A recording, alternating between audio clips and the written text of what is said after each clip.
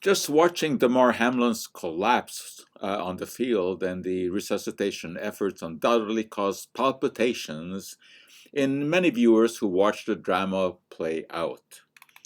But such sudden collapses, for a variety of reasons, unfortunately occur somewhat regularly.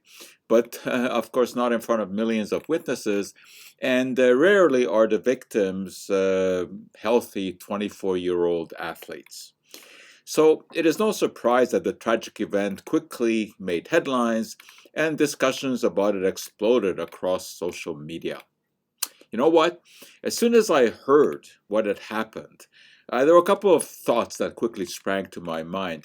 I knew there would be, of course, lots of thoughts and prayers. I mean, that's the usual thing that happens after a tragedy.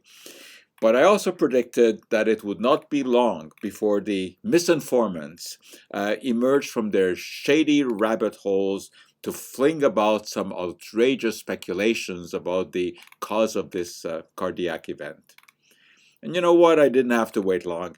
Anti-vaxxers were quickly off the mark, alleging that Hamlin's was just another case of athletes dropping suddenly. Former Newsmax correspondent Emerald Robinson, in a tweet that quickly garnered 2 million views, opined, "Everybody knows what happened to Damar Hamlin because it has happened to many athletes around the world since COVID vaccination was required in sports." No, Emerald. Who would name their kid Emerald anyway? So no, Emerald, everybody doesn't know that because it just isn't true. This is the kind of nonsense that has been promoted by this ridiculous Netflix film called Died Suddenly. That film has been eviscerated by numerous experts. It was possibly that film that prompted some critter who identified himself as Dr. Benjamin Eidelman to claim on a new Twitter account to have given Hamlin a COVID booster a week before his collapse. No such doctor can be found. In any case, even if Hamlin had received the vaccine, and even if he supposedly had some strange adverse reaction, it would still not make for a viable argument against vaccination. Why not? Because science is not based on single cases.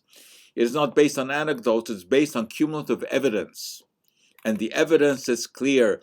COVID vaccines save lives, lots of them. The most recent analysis by researchers at Yale, York, and University of Maryland compared actual infections, hospitalizations, and deaths with trajectories based on pre-vaccination rates. And what was their conclusion? In the US, vaccination prevented more than 18.5 million hospitalizations and about 3.2 million deaths.